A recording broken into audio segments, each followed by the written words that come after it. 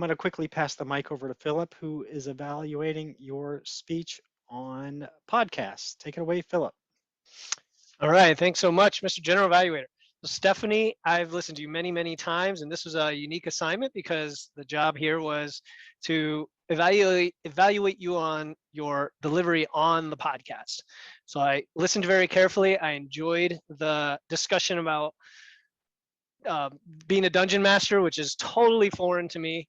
And right off the bat, I could tell you had phenomenal energy. I can hear the vocal variety that your passion lent to you, and overall that passion for the subject is probably the number one thing you need on a podcast, because the listener can get engaged, can relate to you.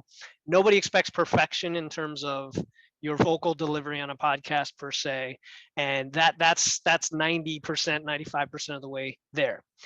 The other thing I like is your role playing, saying that you didn't want to be a DM, you weren't ready, but you were going to be this hypothetical audience member, Michelle. And I don't know if that was a setup ahead of time or you just did it on the spot. It sounded on the spot, which is great. And I think what that did is it established the gap between where the listener might be today versus where they want to be, while at the same time relating to somebody who isn't quite ready to do it. So you accomplish both, and that lets the show then deliver a lot of value as you went on and make it more relatable. A couple things to work on. One is you always have the energy and excitement. We know that. It sometimes leads to the more kind of run-on sentences in terms of breath and pauses. And I can hear the contrast between that your co-host, who tends to stop, pause, kind of do that. So continue working that.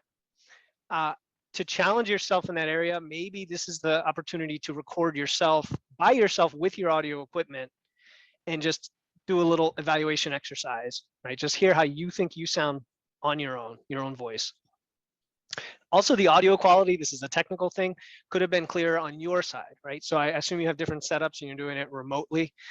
And I guess my tips there would just be either the mic itself, a pop filter, or the room may be too cavernous. There may be too much reverb going on because it sounded like reverb. So one trick, and this is how I record my podcast, is just go to a walk-in closet with a bunch of clothes hanging up, or hang up a blanket and just be really close, and that'll help the sound a lot. So overall, I really enjoyed it. I think you have the making of a really fun podcast, especially for that genre, for people who enjoy that. Good job. I look forward to more from you in the future. Stephanie, back to you, Mr. General Evaluator, Steve.